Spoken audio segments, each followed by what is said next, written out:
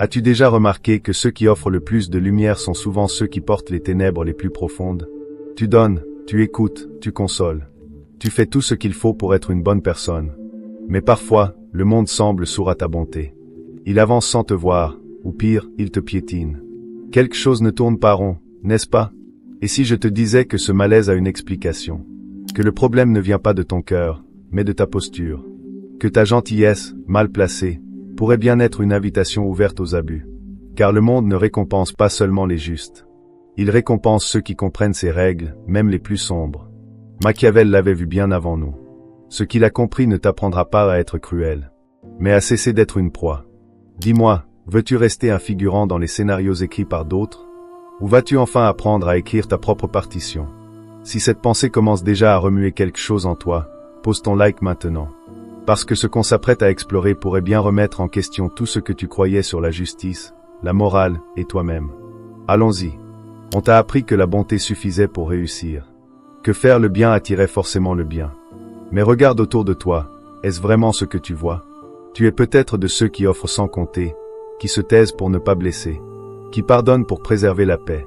Et malgré tout, tu es souvent celui ou celle qu'on oublie, qu'on exploite, qu'on laisse de côté. Pourquoi? Parce que la gentillesse, quand elle n'est pas protégée par la force ou l'intelligence, devient une faiblesse. Et ça, Machiavel l'avait compris. Dans Le Prince, il ne glorifie pas la ruse pour elle-même. Il constate que la réalité humaine est instable, tournée vers son propre intérêt, parfois même cruelle quand il le faut. Il ne dit pas « sois mauvais ». Il dit « sois lucide ». Et la lucidité, c'est comprendre que sans stratégie, la vertu est impuissante. Regarde ta propre vie. Combien de fois t'es-tu retenu de dire non, pensant faire le bien? Combien de fois as-tu reculé pour ne pas déranger, pour être aimé, pour éviter le conflit? Et que s'est-il passé? Tu as perdu plus que ce que tu as sauvé. On nous vend l'idée que le monde honore les cœurs purs. Mais les faits, eux, racontent une autre histoire. Ceux qui brillent ne sont pas toujours les plus justes. Mais ils savent quand parler, quand se taire, quand montrer un visage et quand porter un masque. Ils n'ont pas laissé leur bonté les rendre vulnérables. Ils l'ont transformée en force. Et c'est là que tout change. Tu n'as pas à devenir froid ou manipulateur. Mais tu dois apprendre à penser comme un joueur, pas comme un pion. Le vrai problème, ce n'est pas que tu sois gentil. C'est que tu crois encore que tout le monde joue avec les mêmes règles que toi. Mais certains sourires sont des pièges. Certains silences cachent des stratégies. Et certaines personnes n'attendent qu'une chose, que tu baisses la garde. Tu penses que la sincérité suffit. Mais je vois ta sincérité comme une faiblesse à exploiter. Alors, pose-toi cette question. Combien de fois as-tu laissé passer une humiliation pour préserver une relation? Combien de fois t'es-tu effacé pour garder la paix, pendant qu'on te manquait de respect en silence? Ce n'est pas de la sagesse, c'est de la soumission. Il ne s'agit pas d'écraser les autres. Il s'agit d'apprendre à ne plus se faire marcher dessus. La vraie maîtrise, c'est de savoir doser. Quand reculer, quand avancer, quand tendre la main, et quand la retirer. La gentillesse devient une puissance, quand elle est encadrée par la lucidité. Sinon, elle n'est qu'un signal, celui d'une proie facile. On croit que le monde valorise la sensibilité, l'authenticité, la douceur. Mais la vérité, c'est que ces qualités ne sont respectées que lorsqu'elles s'accompagnent d'une présence forte. Sans pouvoir, la gentillesse passe pour de la naïveté. Avec du pouvoir, elle devient un choix, et là, elle inspire le respect. Machiavel n'était pas cynique. Il était clairvoyant. Il ne t'aurait jamais dit d'écraser les autres. Mais il t'aurait conseillé de ne pas tendre l'autre joue à celui qui t'a déjà frappé. Il disait que celui qui ne comprend pas les jeux du pouvoir est condamné à les subir. Et c'est encore vrai aujourd'hui. Alors dis-moi, combien de temps vas-tu encore faire passer les autres avant toi? Combien de temps vas-tu confondre bonté et abandon de soi? Je ne te dis pas d'arrêter d'être bon. Je te dis d'apprendre à l'être autrement. À être bon avec intention. À être bon avec stratégie. À être bon sans être faible. La vraie force, c'est de garder ton humanité, sans jamais la laisser devenir ta faiblesse. Le monde n'est pas équitable, mais tu peux apprendre à naviguer dans ses courants, sans jamais trahir qui tu es. Machiavel n'a pas rédigé Le Prince pour transformer l'homme en loup. Il l'a écrit pour montrer à l'agneau comment traverser la forêt. Alors dis-moi, vas-tu continuer à croire que la sincérité ouvre toutes les portes? Ou vas-tu enfin comprendre que la lucidité est une armure plus utile que la candeur? Ne tombe pas dans l'illusion que la vérité, à elle seule, te suffira. Voici une vérité qui dérange, l'apparence écrase la substance. Tu peux avoir la volonté d'un roc, mais si ton regard tremble, On te traitera comme si tu allais t'effondrer. Tu peux avoir des idées brillantes. Mais si ta voix manque d'assurance, elles se perdront dans le vent. Tu peux être droit. Mais si tu ne fais pas respecter ta place, on te déplacera comme un pion sans valeur. Pense à ce collègue sans réelle compétence, qui parvient toujours à capter l'attention des décideurs, pendant qu'un autre, pourtant bien plus aguerri, reste invisible dans l'ombre. Pense à ce camarade de classe qui séduisait les autres non pas par la maîtrise, mais par l'assurance avec laquelle il racontait des demi-vérités. Ce n'est pas un accident. Les foules ne suivent pas celui qui a raison. Elles suivent celui qui semble détenir les rênes. Et pour cela, tu dois apprendre à maîtriser ce que tu montres, à devenir le metteur en scène de ta propre présence. Il ne suffit pas d'être bon. Il faut incarner la bonté. Il ne suffit pas d'avoir du poids. Il faut projeter du poids. Parce que celui qui oriente le récit, oriente le monde. Et maintenant, regarde un peu plus en profondeur. Le véritable terrain de jeu, ce n'est pas l'action visible. C'est l'information. Observe les stratèges. Les vrais. Ils ne crient pas leur pouvoir. Ils n'expliquent pas leur plan. Ils observent. Ils notent. Ils attendent. Et quand ils bougent, ils le font sans bruit. Tu crois que le pouvoir appartient à ceux qui parlent fort? Faux. Le pouvoir appartient à ceux qui savent quand parler, et surtout, quand se taire. Savoir quoi révéler, à qui, et à quel moment. C'est là que se dessine la différence entre un architecte et une marionnette. Alors je te repose la question. Est-ce toi qui racontes ton histoire? Ou laisses-tu les autres écrire ton rôle à ta place? Le silence, bouclier et lame à la fois. Certains pensent qu'être vrai, c'est se montrer sous toutes ses coutures. Qu'il faut dire tout ce qu'on pense, partager chaque émotion, chaque échec, chaque doute. Mais ce n'est pas de l'authenticité. C'est de la vulnérabilité mal placée. L'information est un levier. Et l'abandonner volontairement, c'est tendre les clés de ta maison à n'importe qui. Machiavel le disait sans détour.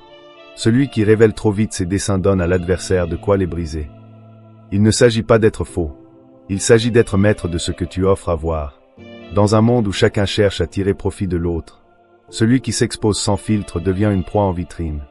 Ne dis que l'essentiel. Laisse le reste dans l'ombre. Le flou impose le respect. L'inconnu crée l'intimidation douce. Dès qu'on peut prévoir ton prochain geste, tu deviens remplaçable. Et dans les jeux de pouvoir, le remplaçable est jeté. Les grands stratèges en géopolitique, en économie, dans les arts, ont toujours su qu'un silence bien placé vaut 100 discours.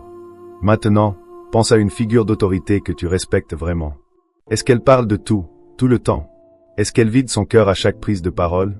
Ou garde-t-elle une zone d'ombre, un silence calculé, un secret dans la voix? Beaucoup confondent honnêteté et exposition totale. Ils croient qu'en cachant quelque chose, ils trahissent. Mais non. Ils protègent simplement ce qui est trop précieux pour être partagé sans discernement. Combien de fois as-tu confié une faiblesse pour que quelqu'un s'en serve contre toi plus tard?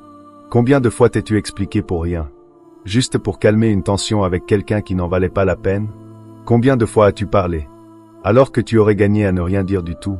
Le vrai respect ne vient pas de la parole abondante.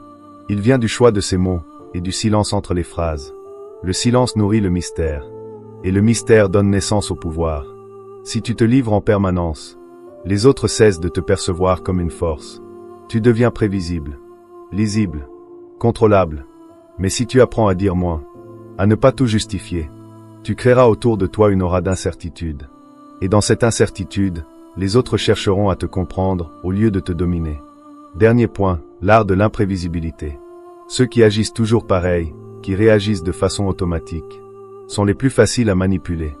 Ils se croient stables. En vérité, ils sont programmés.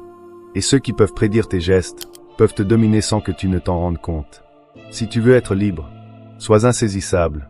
Si vous devenez trop lisible, vous devenez contrôlable. Mais si vous êtes une énigme, si personne ne peut prévoir votre prochaine action, alors vous devenez dangereux. Et dans ce monde, ce n'est pas la bonté qu'on respecte. C'est le danger potentiel. Machiavel l'avait compris bien avant nous. Le pouvoir n'appartient pas à celui qui rassure, mais à celui qu'on ne peut pas anticiper. Un leader qu'on comprend trop vite est un leader qu'on utilise trop facilement. Alors je vous pose une question. Allez-vous continuer à tendre votre pouvoir à bras ouverts? Ou allez-vous apprendre à faire de votre mystère une arme? Voici une règle simple. Ne soyez jamais une carte dévoilée. Ce que les gens savent de vous devient un outil contre vous. Ils s'en serviront pour vous contraindre, vous enfermer dans une image. Et pire, vous faire agir comme ils le veulent. Les vrais meneurs ne sont pas ceux qu'on peut enfermer dans des catégories. Ils sont changeants, insaisissables. Ils ne suivent pas les lignes tracées. Ils dessinent leur propre trajectoire. Vous voulez vraiment que les autres puissent prédire vos choix, manipuler vos réactions, et jouer aux échecs avec votre vie? Ou allez-vous reprendre le stylo et écrire vous-même votre rôle? Parce qu'en vérité, la bienveillance naïve, sans vision ni stratégie, ce n'est pas de la vertu. C'est un appel à l'exploitation. Et ce n'est pas au monde de s'adapter à vos rêves. C'est à vous de lire les règles du jeu tel qu'il est, et d'y inscrire votre stratégie. Quand vous comprenez cela, vous cessez d'être un pion qu'on déplace, et vous devenez celui qui oriente les trajectoires. Parlons maintenant d'un levier subtil, la rareté stratégique. On vous a dit que pour exister, il faut être partout. Réseaux sociaux, réunions, conversations. L'omniprésence comme pilier de la réussite. Faux. Ce qui est toujours là finit par se fondre dans le décor. Comme la lumière du jour qu'on ne remarque même plus. Mais une éclipse, elle, retient les regards. Votre absence peut parfois parler plus fort que votre présence. Pourquoi certaines personnes ne disent presque rien? Et pourtant, quand elles entrent dans une pièce, tout le monde s'écarte? Et pourquoi d'autres, qui crient sans cesse, ne sont même plus entendus? C'est simple, la valeur perçue dépend de la distance contrôlée. Machiavel disait qu'un prince trop accessible perdait de son autorité. Car ce qui devient trop familier perd son aura. Cela vaut pour tout, relations, travail, image publique. Celui qui se rend trop disponible devient un outil, pas un atout. Alors apprenez à maîtriser vos silences, à peser vos interventions, à faire de chaque apparition une prise de pouvoir. Ne soyez pas celui qui répond toujours au quart de tour. Soyez celui dont on remarque l'absence, et dont la présence marque les esprits. Parce que si le seul moyen pour vous d'exister est d'être constamment visible, alors peut-être n'avez-vous jamais été véritablement remarquable. Les plus grands stratèges ne sont pas les plus visibles. Ils sont les plus attendus. Passons à un autre pilier oublié. Le calme intérieur. Beaucoup pensent que le pouvoir appartient aux plus bruyants, aux plus agressifs, aux plus intimidants.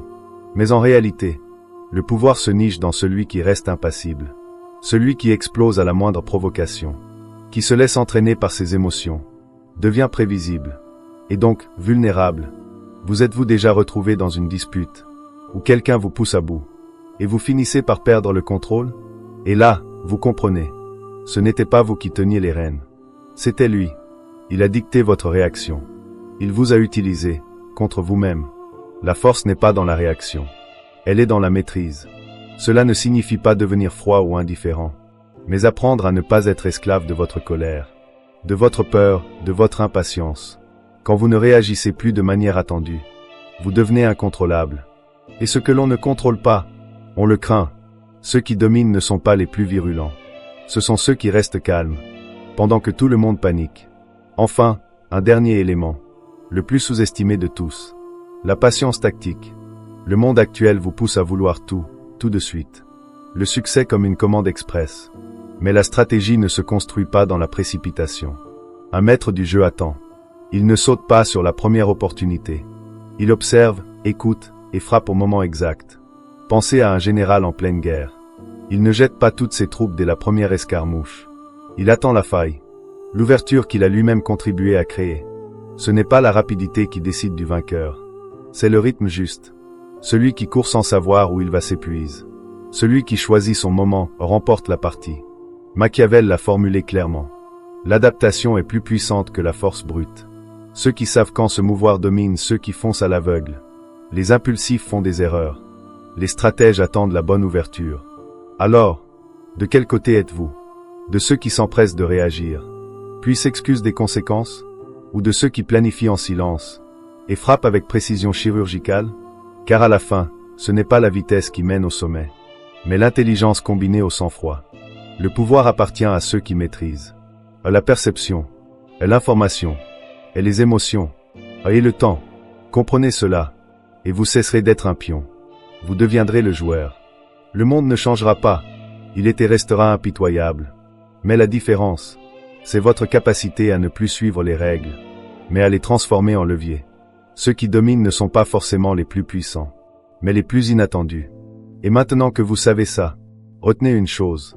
La gentillesse, sans stratégie, n'est qu'un sacrifice. La perception, c'est l'arme invisible. L'autodiscipline, c'est un bouclier.